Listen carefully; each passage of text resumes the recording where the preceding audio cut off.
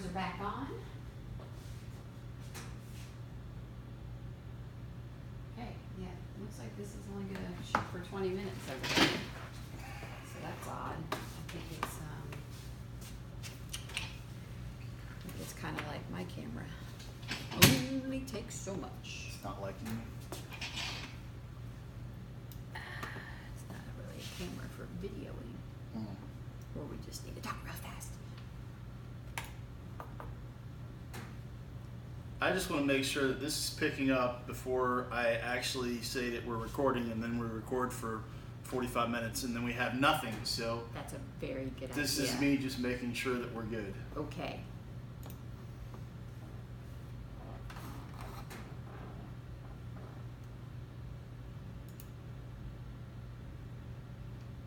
I just want to make sure that this is picking up before I actually say that we're recording, and then we record for 45 minutes and then we have nothing. So That's a very good this idea. is me just making sure that we're good. Okay. What's the echo? I'm not really sure. Oh, the echo is the mic. Yeah. Okay.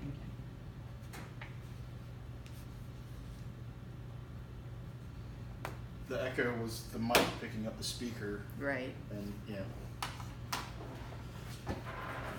All right, that was fun. Did you enjoy that? I did. You know, that might have taken longer than the first time. Just saying.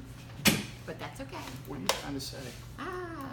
Maybe I should. I would also like to point out that your son was the producer of 0 to 60. Oh, that's true. That's true. And I have no clue what I'm doing technically, so I have enough of a clue that I can get us through it. you are doing a fantastic job. I don't know Couldn't do about this that. without you. Right. I really couldn't. I'd be still sitting here going, I don't know how to get the speakers Why working, is the that not microphones. working? Yeah. I'd just be pressing all kinds of buttons. I'm pretty technically savvy. I'm patient.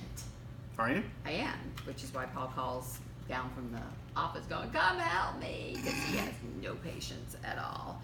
And then, you know, poor Andrew, I'm sure. So Andrew's Andrew's bedroom butts up next to Paul's office. So Andrew gets to hear, Andrew! Get in here now. Yeah. Help. And I'm sure he's rolling his eyes going, oh gosh, let me just pretend I'm sleeping. Okay, we are on episode number 2. Are we going to we have to come up with titles, right, for our podcast, or no? I mean, Would that intrigue people? I don't know. I mean, the show notes will, the little blurb, Right. but we're recording now too. So. Oh, yes, I know. Okay. So that's okay. That's okay. It is May 20th. Is it? It is 2019. We are on episode 2 of 0 to 60. Welcome, everyone. Woohoo! Woohoo! It is Monday morning, and It's Monday morning all day. I don't mind Mondays. I'm not usually, it's Monday. Yay, it's Friday. Because, you know, we don't work regular jobs, right? So I was in New York all weekend, and I had long delays in LaGuardia last night. With That's storms always coming fun. in. I So love LaGuardia like I love at the Atlanta airport, which is not at all. I dig Atlanta because I can usually, I don't have a lot of issues in Atlanta. Well, I shouldn't say that because the last weekend I did, and that's when it starts. Like once I have one bad flight delay episode, then it happens like 6 times in a row. So, of course it does. So yesterday was the 2nd time in a row, and I think I crawled into bed about 1:15 a.m. this morning, and I thought I was going to get to sleep in, but for some reason Paul said, here's coffee, honey, at 6 a.m. And I was like, really? I love you, but... I got woken up today by our dogs losing their mind. Oh. And here's my wife, Natasha, when she's traveling, they don't do this. Because they know that I am not going to get up at 5:30 in the morning. But when she's home, they know she's home, and they know she's a sucker. Yeah. There's a sucker in every family.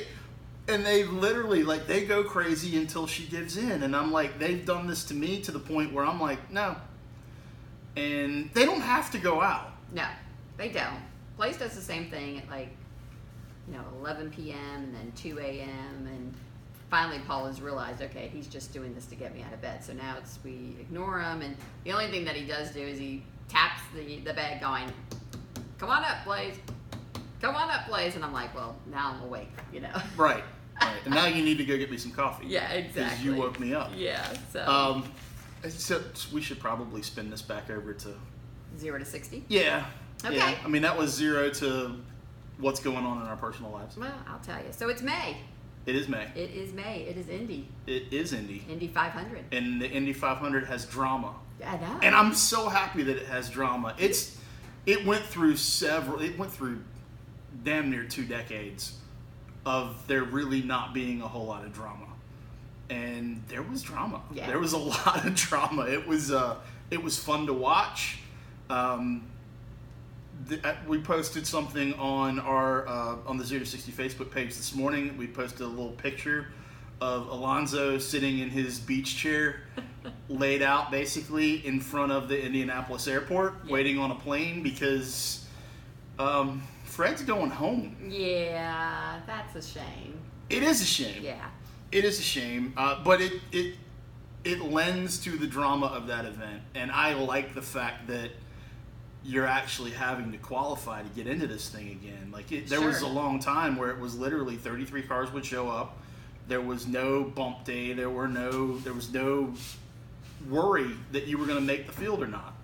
And there were 6 drivers that were sitting outside the field after the first qualifying rounds going, we don't know. And Hinchcliffe, right, Alonso, Sage Karam, right, Pato O'Ward, and 2 others that I can't remember that I feel I bad didn't- about not remembering. I didn't get to watch and keep up, and I didn't even get to read up on it yet. So. But all of these drivers, I mean, you have Indy Lights champions that were in that group that, I mean, none of the 6 that weren't in the field you would consider to be a field filler. And they were just sitting there going, we don't have any speed.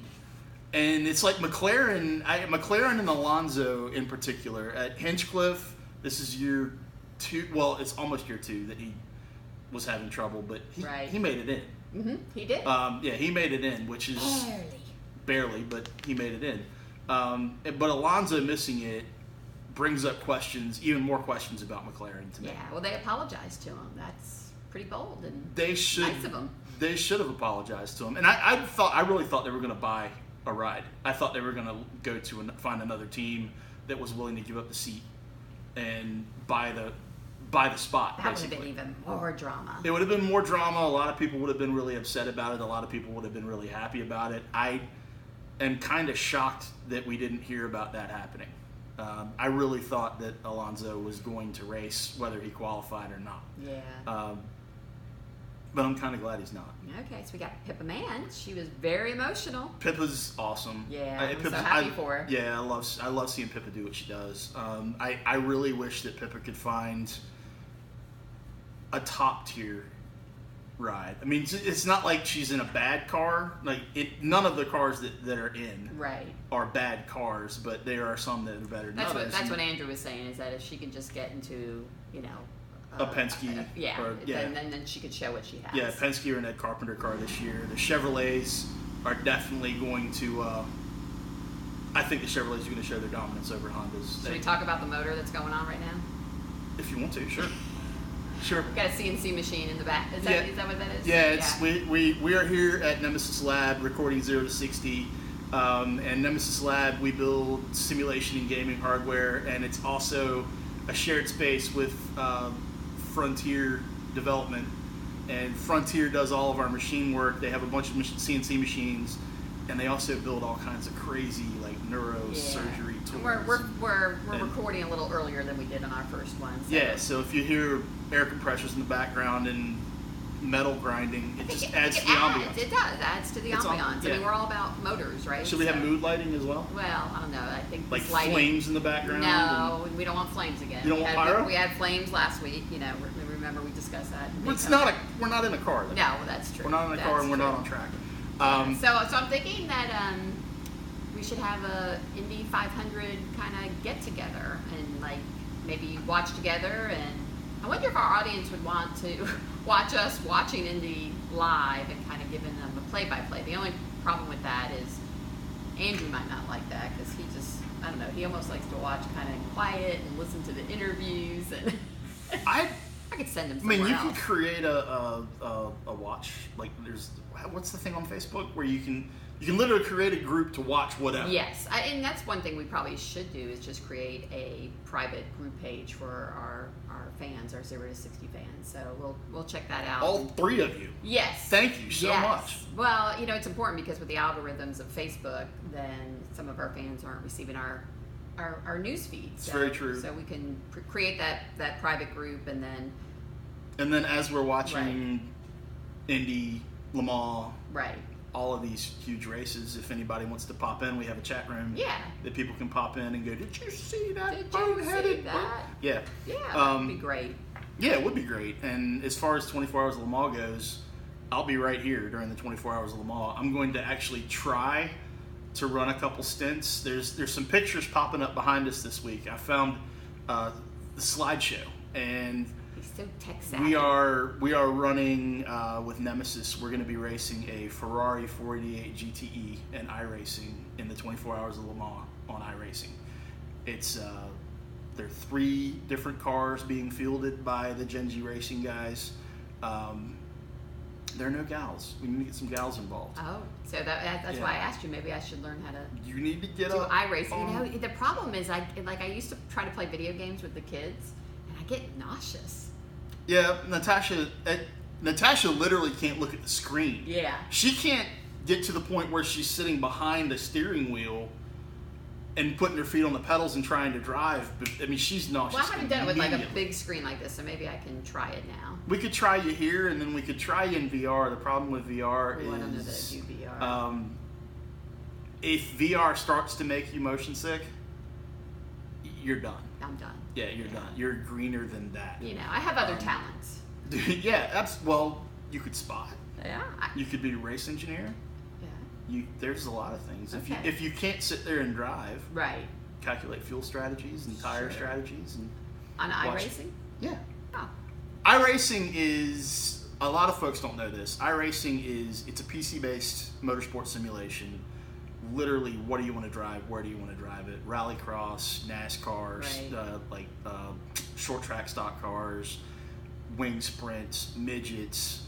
They've got short course trucks coming, off-road trucks. They're Pro 2 and Pro 4-wheel drive, like 800 horsepower, giant suspension travel off-road trucks. It's legitimately how Andrew learned how to drive a race car. Yeah, absolutely. And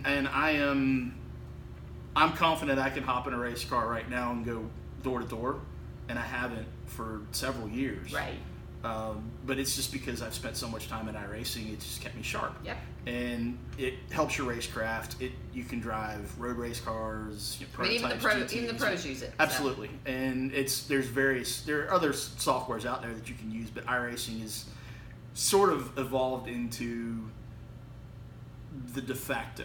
Right. This is the go-to for most folks, just because the competition system is set up and very, very simple to navigate.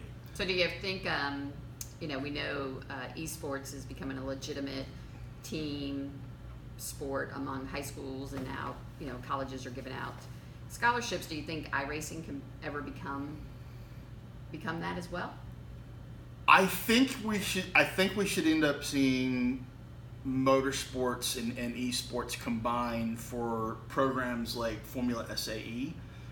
Formula SAE is a college level program where engineers and there's all kinds of different Business, disciplines. marketing, everything. Yeah. They combine to form a race team. They build a chassis from the ground up. They actually even engineer powertrains and all kinds. Like, they'll use an off-the-shelf powertrain, but they'll engineer induction systems and all kinds of crazy stuff. And I can see where e-motorsport can play a role in that development side of things, just because you can tie in your computer sciences Sure. departments, you can tie in your aerodynamics, if you have like fluid dynamics, aerodynamics engineers going. So if for you're those. listening up, colleges. Yeah, absolutely. And I've actually talked to Auburn on a couple occasions about integrating simulation into the Formula SAE programs. As far as junior highs and high schools, I see it having an impact on the STEM program level, like the science and technology programs that they have for like a junior high or high school.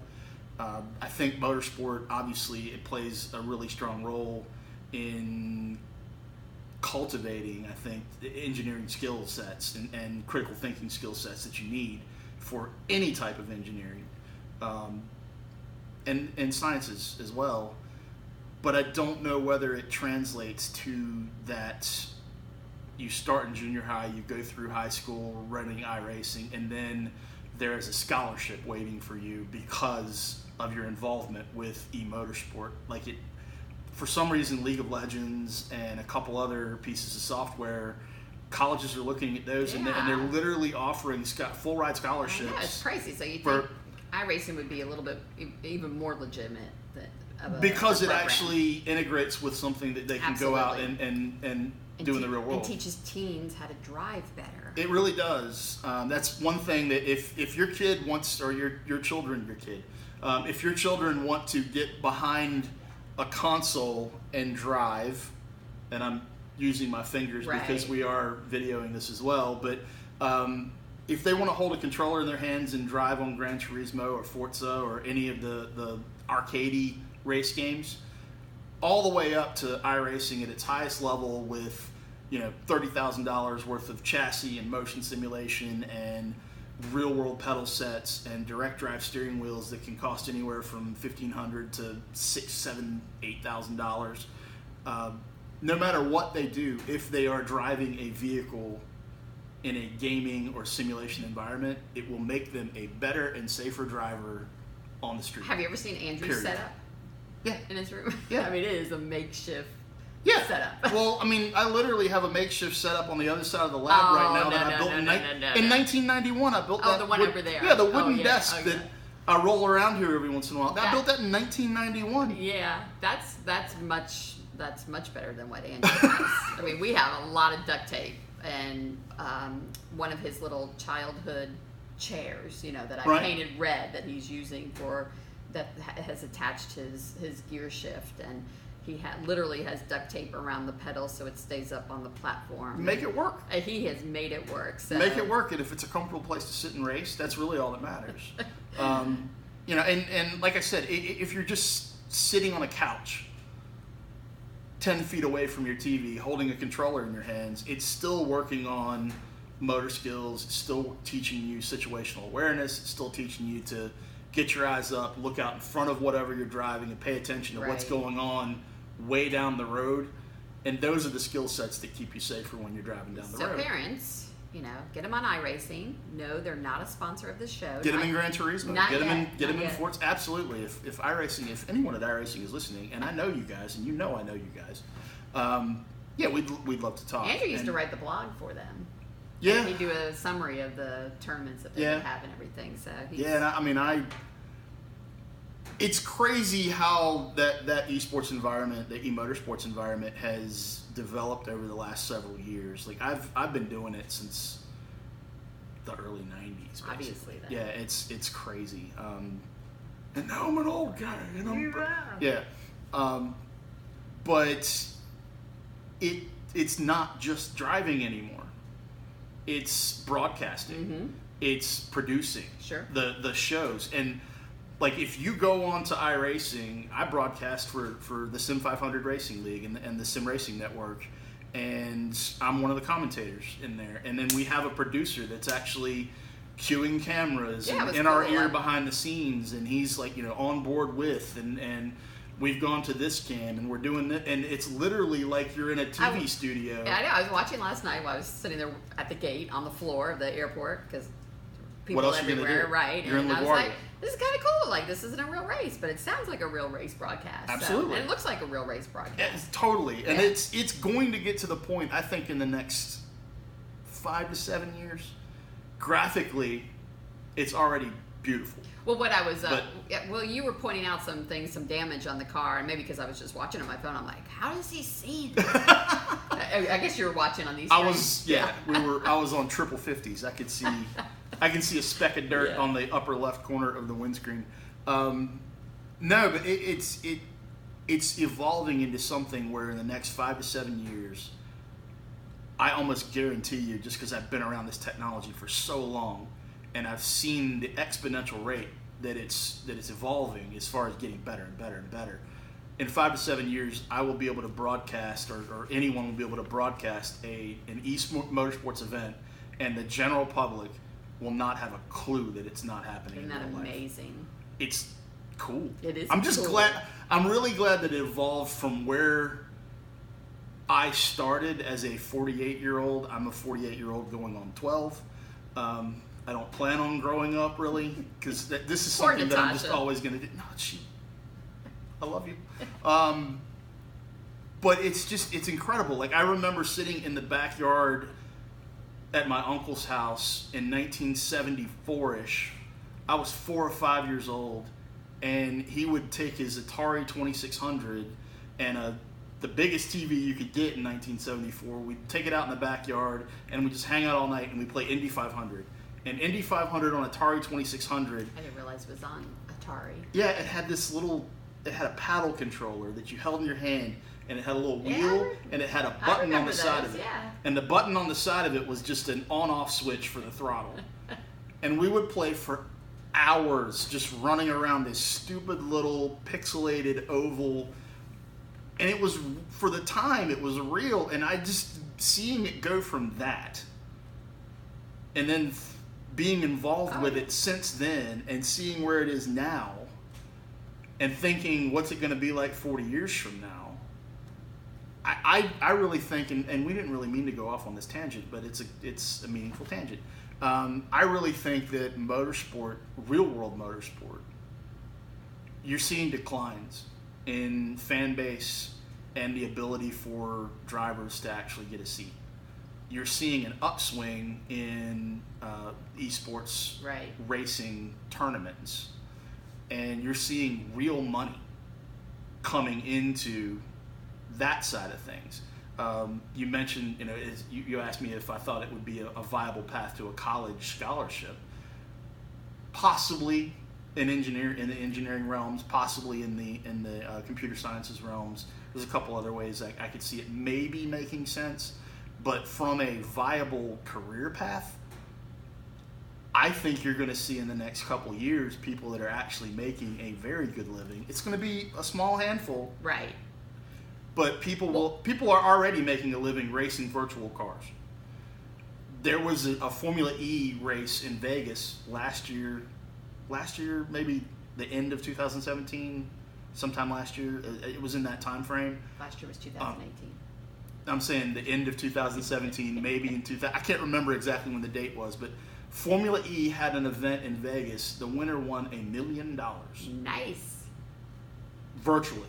Well, Max will be happy to hear that. Absolutely. Speaking of Max. Max needs a spot on the Nemesis Lab Motorsport team. He really does. He does. Speaking of Max, he had his first race at Atlanta Motorsports Park, karting track. Right. It went really well. We're super proud of him. He qualified third in his first heat and was ready to rock and roll in the second race.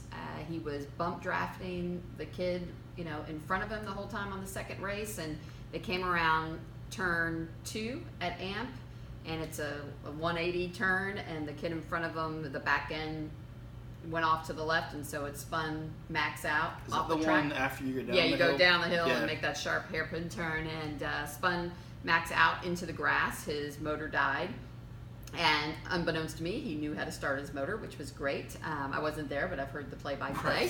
Right. But he lost 30 seconds, which is devastating to a 15-lap race when nobody else was Indeed. being punted off the track. But he did everything right.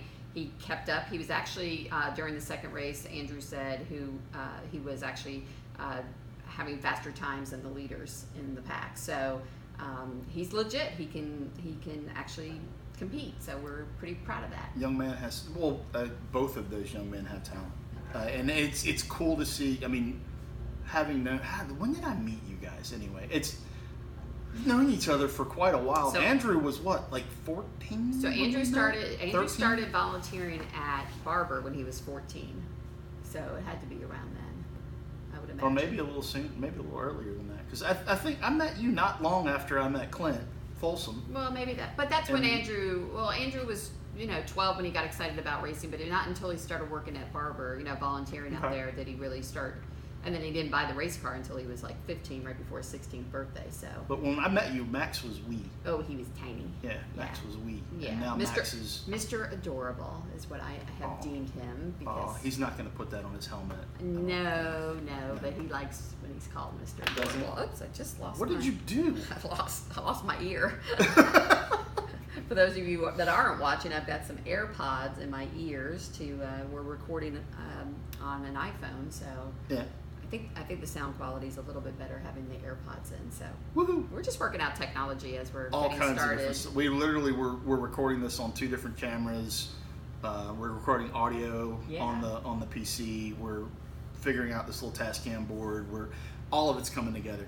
It's gonna get like every time you see us, there's gonna be more Yes. niceness. Yeah, happening. absolutely. Because we want to bring you the best quality podcasts and videos and content for you to enjoy, because we know you're racing motor enthusiasts. So that's our goal. Vehicular in general. We're We're all good with that. Speaking of vehicular in general, Yeah, you going to talk about what's behind us? what's behind us? Well, Or every once in a while you see a Jeep pop up on the screen behind us.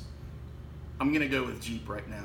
I've stumbled across this story last week, and I pinged Alana while she was out on the road, and I was like, "You're not gonna believe this, but according to Zoosk, which is an online dating site, if you have a Jeep, if you list that you own a Jeep in your online dating profile, you are 247% more likely to get a response than those who do not have a Jeep in their online dating profile. I'm not single, but if I were single, I would not respond to somebody that had a Jeep in their profile. Oh, I'm sorry, 243%. So Okay. I was 4% high. Yeah, okay, that's all right, but that's extreme. Have you figured out why yet? They don't know. They don't know. I personally wouldn't. I don't find Jeeps very safe. And coming from the safety background. But have you ever been off-roading? Have you ever, like, proper off-roading? Well, if you call the pink Jeep tours in Sedona, No. yeah, I'm sure that is fun, but I still worry that, if the Jeep rolls, yes, there's a roll cage, but your body still comes out of the parameter of the inside of the cab of the Jeep, and your head can hit things, and I know too much, right? I know too many stats. But in a properly set up, if you were driving real a Jeep, deal I rock would crawling. be okay. Actually, I'm not an off-roader. Okay. I've spent a lot of time on the nix beach. that. I spent a lot of time on the beach when I was younger. I know how to read the sand and where to go and where not to go, and what's going to sink and what's not. But as far as like crawling over boulders and stuff, I went out with the guys at Southern Off Road. It's been a while ago now, but we went up somewhere north of Birmingham. I can't remember where it was, and got into some proper. Oh, you're probably up in Coleman. There's a whole. No, this is like Tennessee. Oh, we okay. went all the way up into Tennessee or Kentucky or something. It was an off-road park. Yeah, that's way But north it's of Birmingham. literally like hundreds of acres. There's an off-road park right outside of Yeah. Coleman. Okay. Yeah. With 9 helicopter pads, by the way. What? 9 helicopter pads, something like that. So that tells you that people do stupid things and get injured off-roading. Oh, you're saying that there are 9 helicopter pads. I'm thinking 9 There are- helicopter pads for all the people with all the insane amounts of money that are flying in. So that medical helicopters can come in and life flight them to the nearest trauma center. Is this more for like 4-wheelers and It's everything. motorcycles? It's everything. Okay. Yeah, everything. I can see the. I mean, the motorcycle side of things is why I'm broken. Yeah. I get that. Yeah, and it irritates me that actually ATVs, 4-wheelers, actually put starting at age 4, and I'm like, seriously, that's stupid. That would need to be a very small 4-wheeler. Well, that, and I mean, but the off-road parks allow 4-year-olds to drive out there, and I'm like, that's dumb. Hence the 9 helicopter pads. Then I'm not for gonna. life flight. I'm not gonna mention the fact that I started riding when I was 4. Well, you're all broken up. You're alive. I'm not saying every kid's going to get injured, but No, it can happen. but you do hear a lot, and it's mostly because they don't have helmets on. So put those helmets on Yes, at least. absolutely. Yeah, my kids. Get your safety gear. Yeah, I mean, Andrew was on a 2-wheeler at Daytona the other day, on a little moped. So You want to go back to dating? Oh, Like yeah. the dating sites Sure. and statistics? Yes. Wait, here's what we've proven with the last little tangent. We're still 0 to tangent. There's something about the combination of Yoder and Pinkerton that causes we're just going to skew. Okay, every once in a while. so the moral to this story is if you're single out there and you want to get a lot of hits on your profile, be honest though.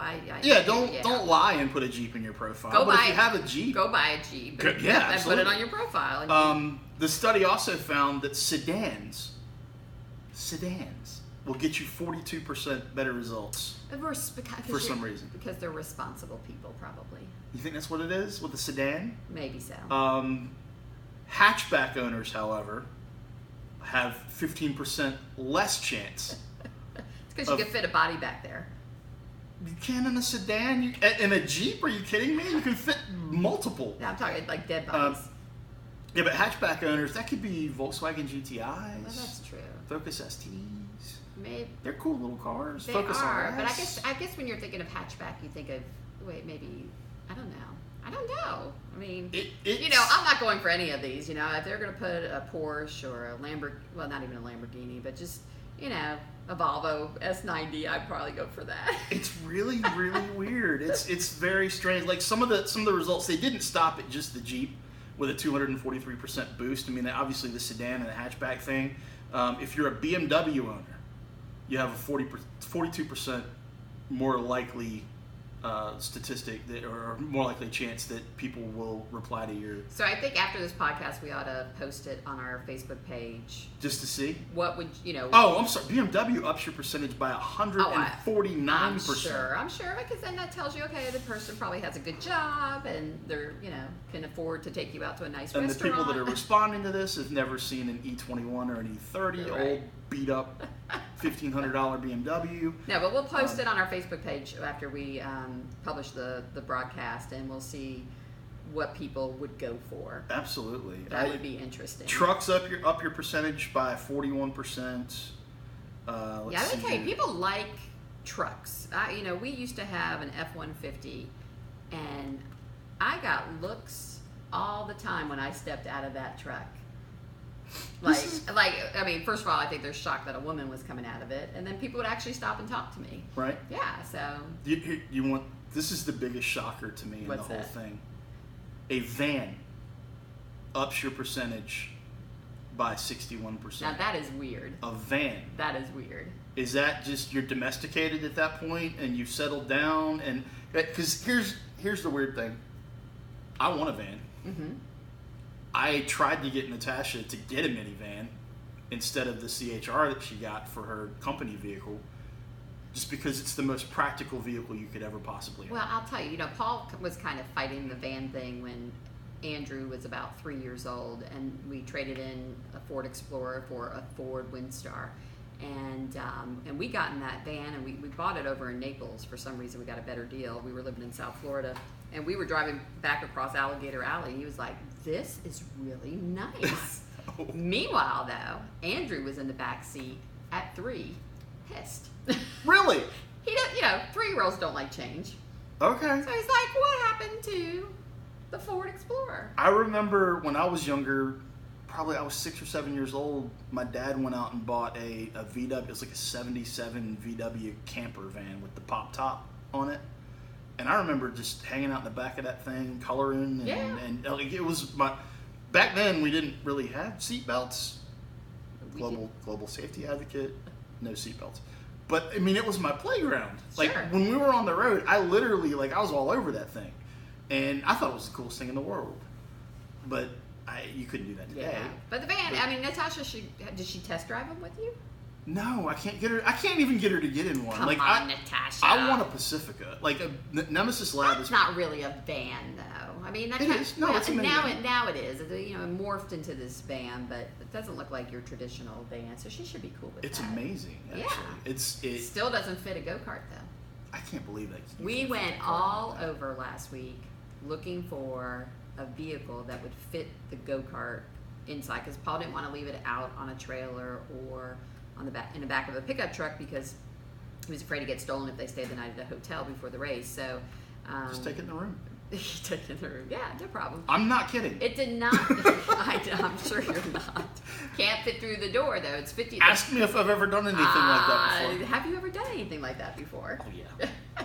Have you rebuilt an engine in the bathtub? I've rebuilt an engine in a kitchen. Okay. I've heard people rebuilding engines in the bathtub of a hotel. I've used dishwashers to clean parts. Well, there you go.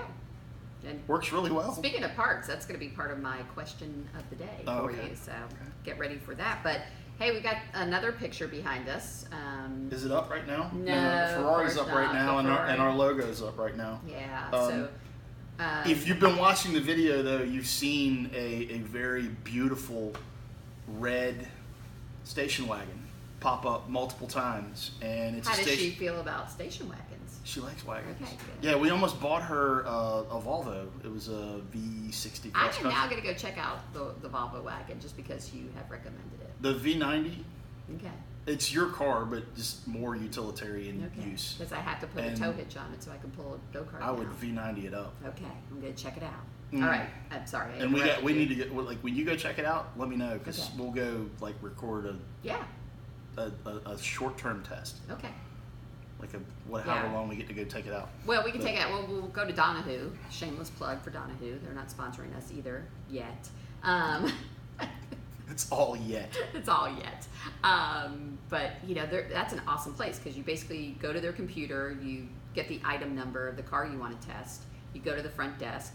The people up front call their people and say, bring up number this, number this, number this. And they just bring in the cars. The salespeople don't ride with you. You just jump in them, take them for as long as you want, and come back and then take the next car. Yep. Pretty cool way to buy a car. Really felt guilty that we didn't buy that Volvo from them because they were really nice. Yeah. We found a little V60 cross country. Natasha was already calling it her car. And we ended up not buying it and going with a Toyota just because she's literally, we've had that Toyota for maybe 10 months. Maybe I can't remember how long we've had it. I thought you had a Mazda.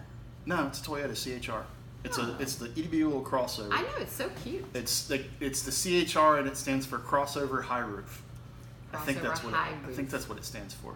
Okay. It's a cool little spaceship looking thing, but she's had it less than a year. She has 32,000 miles on it. That's us. And it was more. We bought that because she's covering 3 or 4 states, and there's a Toyota dealer on every other corner, and that particular Toyota was built in Japan. And if we were just talking about this yesterday, actually, if your Toyota has a J in the VIN, that means it was built in Japan, and that means it will more than likely last forever. Nice. And the little car is just, it's a Toyota. It's bulletproof. Take it out on the road. Right. And if anything does happen while she's traveling around the states that she travels around in, there's going to be somewhere close that she can take it to get fixed. We give Toyota drivers hell. But Andrew and Max do all the time because it seems like the crazy drivers in front of us happen.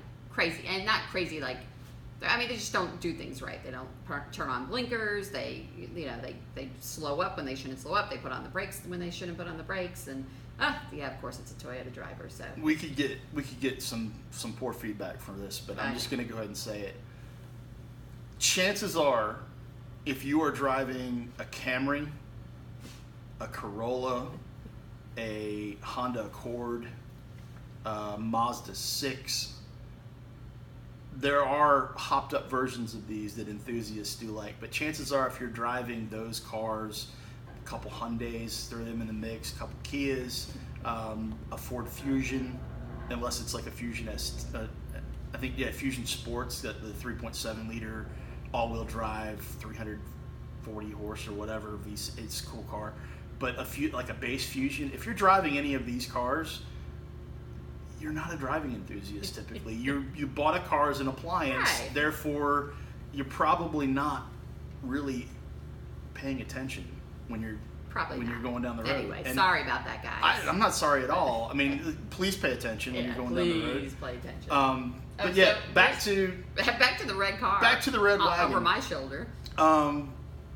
Ford is building, well, they have been building for the last several years, and the latest version, the 2020 Ford Focus ST wagon, is being released everywhere in the world but the United States.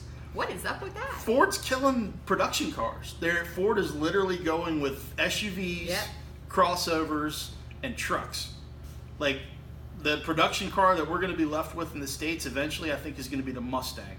And there may even be a Mustang version of a crossover or an SUV. Like, there was a render floating around a couple weeks ago online where someone had taken a Mustang front end and grafted it. I've got it in at Ford. A what? I got it. I have it. I've got it into the. All right. Well, let's use that in and get some scoop. Yeah.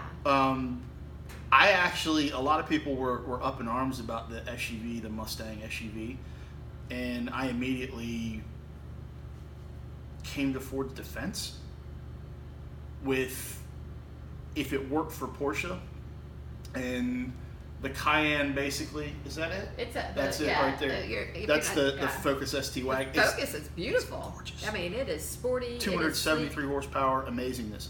But yeah, I came to Ford's defense basically in the whole Mustang crossover thing. It looked cool. There are other SUVs out there that are nowhere near as good looking as what these renders were. And the Cayenne basically saved Porsche. And Ford right now is looking at sales declines in everywhere except for their trucks. Right. And their crossovers are killing it. They weren't selling Fusions. They weren't selling Ford Focuses. They weren't selling Ford Fiestas. Unless they were selling them to people like me and Andrew and people who really want to take them out and drive the wheels off of them. The ST versions of those cars in the Ford lineup, amazing. But no one was buying a Focus ST 1 liter EcoBoost. Yeah, you got to go with the masses, right? So we all want trucks and SUVs to cart our families around. We do, but here's that's a perfect segue. Nicely done. I don't even know whether you meant to do that or not. I did, because you and I are just in sync. Okay. Yeah, that's what it is. I just threw up a little bit. Just a little bit. People want trucks and SUVs. You got to go with the masses. Why don't they want a wagon? Why? I know Andrew and I talked about it. Now I'm going to talk about this with another Pinkerton and get another point of view. I want sport wagons. If the Giulia that I'm driving, the Alfa Romeo that I'm driving right now was available in a wagon, you would have a wagon. I'd have a wagon. So why do you, I guess the question is, why do you love a wagon so much? What's the appeal? I think they look awesome. You don't expect them to be capable of doing the things that they're capable of doing. Like when you look at a wagon, and I think it started I love Volvo wagons. I'm very I like boxy old like 80s. Oh, I don't Volvo. like boxy. I just think Volvo wagons are awesome, and I like the idea of having all the performance of a car, which a wagon is a car. In case you didn't know this, a wagon is actually a car. It has all the performance of a car, but all the utility of an SUV. And they get better fuel economy. They handle better. I know there are a lot of people out there that say that they like the feeling of being up in the air in an SUV, like right. They have a better field of view or something. You don't. You really don't. You really don't. You do, or the perception is that you do. So here's what I think as a marketing professional. I think it all has to do with marketing. So if they can change the marketing, they'll change the perception of the consumer. I mean, we're all kind of we're all enticed by things, especially beautiful, sexy things. And so if you have beautiful, sexy people in your marketing showing off your cars, I think you will, and having this great lifestyle with the car. I mean, if you just go through the news feed of Porsche on Instagram, I've always liked Porsche, but I've never desired to have one. But oh my gosh, you look at their newsfeed, you're like, oh wow, I'd love to be in that car today. You know, it's all marketing. So you need to work for a company and see if you can mark. I mean, we. Where, then the where is that going? Well, where was that going?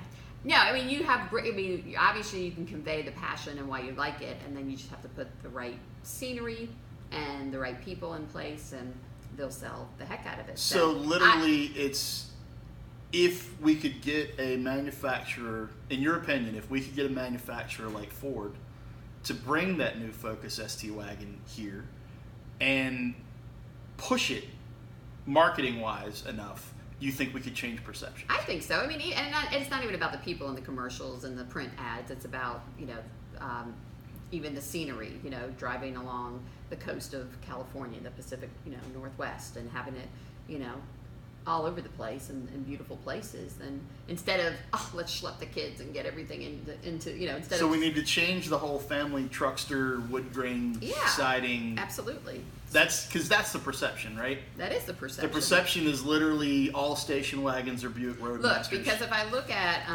U.S. News and World Report, they had a list of the best looking cars of 2019. So we have a Hyundai. How many wagons are on Veloster? A Volvo. The Veloster, I like it. I just made a trip from, well, not just, about 8 months ago, maybe 9 months ago. I drove from here to Kansas City and back in a Veloster. I like them. It was comfortable. It was a great little car. I don't know if they're comfortable. I think they look good. The Volvo XC40. That's a cool car, and they just had I think they still have a crazy deal on that car. It's $33,700. And they have like an all-in, like it's a...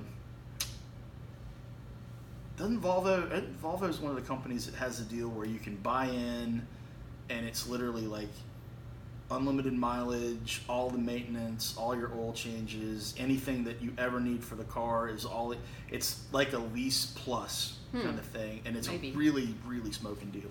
Well, that's a great deal. The Land Rover, Range Rover, Velar, a Kia Stinger. I think the Stinger looks good. The Stinger looks good. It's just there's a couple things about it that I wish they'd change. BMW 8 Series, a Chevrolet Corvette ZR1. Duh. I have come around to the Corvette. It takes me 2 years on every redesign of the Corvette for me to go, yep, I really like it. The only thing about the Corvettes to me is they have a little stigmatism with me because my aunt was at a terrible crash in a Corvette, so I always remember her getting injured. A car actually kind of flew over the top of their bed. And then number two, they are hard to get out of. Yeah. They sit low. So I'm a practical guy. From the C5 generation up to now, they're a lot easier to get in and out of than they used to be. And the C4, you had to have a ladder to climb down into it and climb out of it. Right. So an Audi A6, a Volkswagen Jetta, a Mazda CX-5. I think the Mazda, that Mazda. The new Mazda design language is beautiful. Okay, a Ram 1500, really? Come on, Mopar, no car. Okay, I don't go for that. But a Lexus UX, I don't even know what that is. I don't either. So what is a Lexus UX? I don't know. I think they're missing a letter there or something. Mercedes-Benz A-Class, price to be determined. Yeah, the A-Class is a weird little thing. Yeah, and then the Cadillac XT4. So Paul's always wanted to have a Cadillac. I used to look at him and go, oh, no, it feels like I'm an old lady driving them. But, boy, we rent some every once in a while, and they are nice riding vehicles. It's been a while ago, but I lobbied for a Cadillac CTSV, and I tried to find a CTSV wagon of all things. Let's tie back into our previous conversation. He just wants a wagon. Well, the CTSV wagon is... I'm going to go get a wagon and make you jealous. Please do. Okay, I'll let you 550 horsepower Cadillac wagons are... They make me happy. Right. Yeah, it's... Real quick, so we have a couple more other things to cover. So we're going to go with the 8 best cars to buy this Memorial Day. Hopefully you're going to shoot this broadcast out. So if we missed Memorial Day, we'll get it out. This is what you should have bought on Memorial Day. The Honda Pilot at $31,450. That's a good truck. 2019 Chevrolet Corvette again. The Mazda CX-5, a Hyundai Elantra, I guess because it's such a good deal. And Hyundai's, they're good crash-worthy cars, by the way. I'm a big fan of their safety features. They crash really well. Toyota Sienna, great van. Other than for car seat installation, their anchors, if you're using the latch system, tend to be deep in the seat bite, and that's not good. Your Dodge Challenger is on there. Mm-hmm. The Macan, the Porsche Macan. and a BMW 3 Series. So those are all valued, have good values this Memorial Day. So go out and shop and be happy. That's just a value ranking, right? Yeah. That's not a we love the car ranking. Exactly. Gotcha. The other ones were the best looking cars. The Macan, I have a very good friend who has a Macan GTS right now, and we just had a very long conversation about it, and he also has a C2S 911. It's a 997, so it's like a 2007 or 2008 C2S that he loves to death. The Macan he got for his wife, and his complaint was it wants to be a Porsche, it tries to be a Porsche, but it's just not. And I find that a little odd because I've driven Macan GTSs in anger. I think it's a great little car, or SUV, however. I don't know it's an SUV. Is it a crossover? Or is it an SUV? It's somewhere in there. It's tiny. That's our problem with it. It's really tiny. It is, and that's exactly what he was saying. He's like, it wants to be a 911 because it's small. Right. It can't be an SUV because it's small. They have 5 Boston Terriers. Wow. Which that in and of itself, they should apply for, or they should be like being pushed to sainthood. I don't know how you can do it. That's crazy. They're awesome dogs, but my God, they're insane. But he's like, I can't even fit 5 Boston Terriers in the back of it without them like climbing all over each other, and he's like, there's no room in it. So it can't really be an SUV. It's not really a Porsche. It's somewhere in between, and it's this vague thing, and it's just, I'm just bringing that up just because because I had the list, and we have to talk about it. Okay, 2 other points. Ironically, Jamie Chadwick wins the first W Series race last week. This week it's announced she's the development driver for Williams Racing. I don't think that's ironic at all. Do you think it was already in the works, or do you think, oh, she won a race, she's good, let's go ahead and No, I'd be shocked if they weren't talking already. Right. And it's well known that she's fast. And it's also well known that Williams needs some help right now. They need some help. It's run by a woman. Yeah. Give a woman a chance. I think that's a great thing. So kudos to her. That's awesome. Visser won Zolder this week. So a different driver winning out.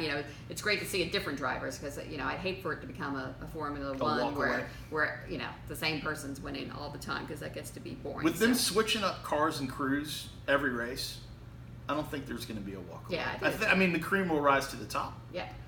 Because being able to drive at any level, race at any level, you have to be very sympathetic and very knowledgeable about how to tell your crew what you need out of the car. And I think the 2 that have already won are coming to grips with that F3 car quicker than a lot of the... No pun intended.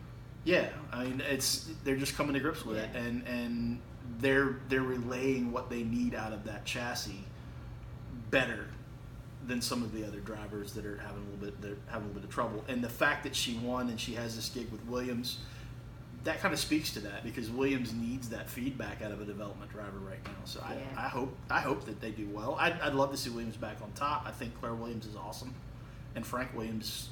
Yeah. You can't say enough good things about the guy.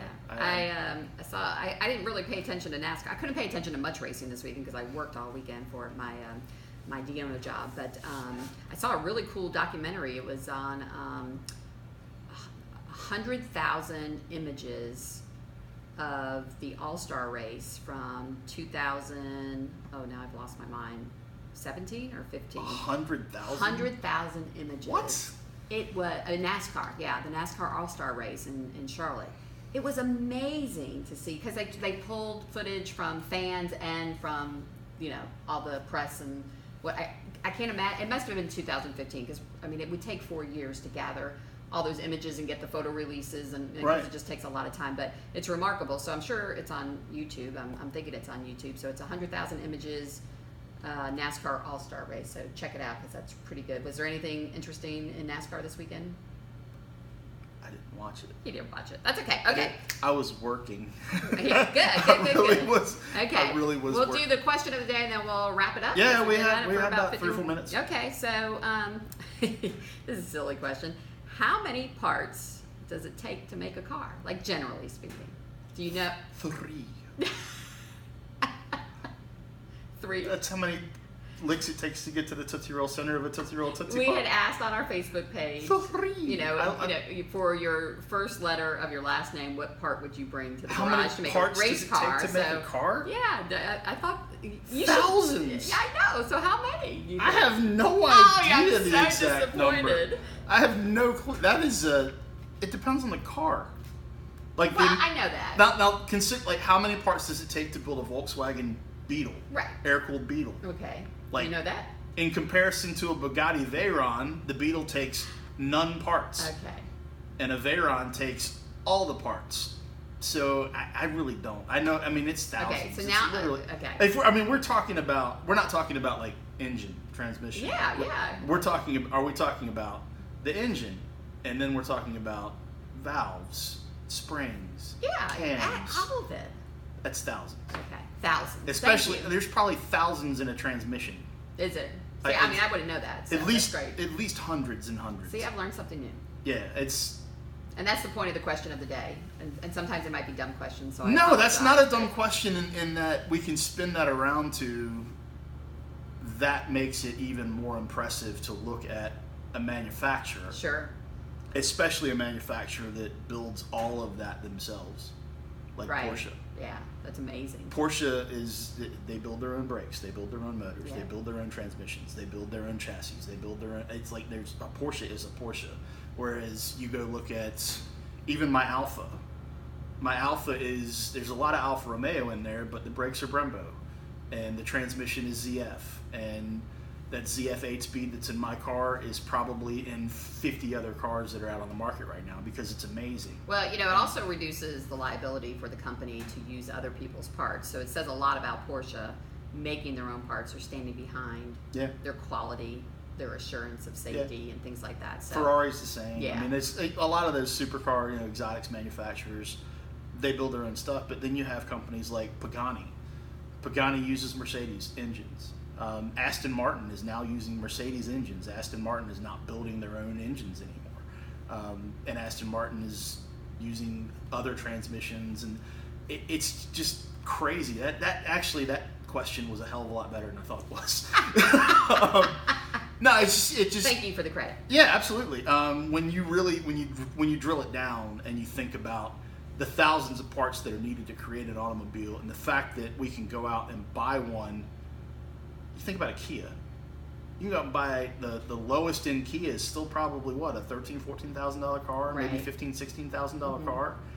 It's thousands of parts sourced from all over the globe that end up in Korea and put together, and then there's some assembly plants. Well, in I other came up with that places. question why it took you a half hour to figure out our sound and our mic. So, thank you. I'm not saying that I'm the technical guy. If you want this stuff set up quickly, get Andrew in here. I know, really. I miss my producer, man. I know. You're doing a great job. Are we done? Yeah, I think we've had a great show. We're done with episode 2? We're done with episode 2. Please go ahead and like us on Facebook, follow us on Instagram. YouTube channel is. I'm getting it set up this week. Yeah, should be up and running by this show, so you're watching us, obviously. Send us any feedback. Are we gonna have an email set up? Sure. Yeah. I'm just giving him more work to do. Sure. So we'll have an email set up, or just message us on Facebook, and we'll have a 0 to 60 page as well. Yeah. I'm in the process of Yeah. sorting that out. we'll do a private group. We just have a lot to do, so I'm excited where this is going. And I'm thinking about as far as the private group goes, there's a service out there called Mighty Networks. Okay.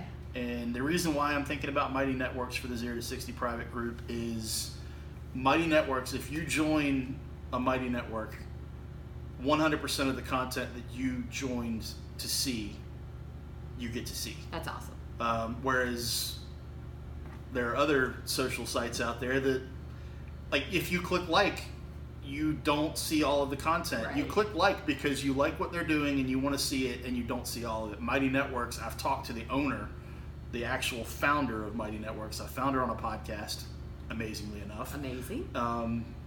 It was Christopher Lockhead's, I can't remember his, Legends and Losers is what it's Okay. called. One of the best podcasts I've ever listened to in my entire life. If you listen to business podcasts, Christopher, you're awesome if you ever see this. I don't know whether you will. But yeah, I was listening to that podcast, and she was talking about Mighty Networks and the reasons why she was setting it up. and they were doing what they were doing. It's literally because you engage with a community, you want all that community has to offer. And I think with 0 to 60, it kind of makes sense to go that route. If we let's do it. If we can get you guys to follow us over there, we'd love you if you did. Okay. And we're going to have all the traditional social networks covered as well: the Instagram, the Facebooks, the YouTubes. Not Pinterest. Do we need Pinterest? Maybe Pinterest for projects. Maybe. For your projects. No, not for these. I mean, that's something completely separate. I'm just saying Pinterest for. Yeah, I like guess so. if we Check get it out to the track and Max is rebuilding a kart engine. Right. That's kind of a Pinteresty thing. Okay. I can see uses for a bunch of different things, but we'll let you know. You'll have a central site to find everything that we're doing on 0 to 60. Well, we have a good outro. We have motor going. So. Absolutely. There's a CNC machine in the background making parts for my simulators. Woohoo! Thank you for listening. Thank you for watching. Thank you for doing both if you did both. I don't know why you'd do both, but hey, Hey, do buckle up. Stay safe out there. Absolutely. Tell the world we love you. We'll talk to you again next week. Y'all have a great rest of the week. Boom. Awesome. Let me crawl out of my desk here. I'm not going to scoot it with your here. Oh, please don't. Ugh. Oh, my God.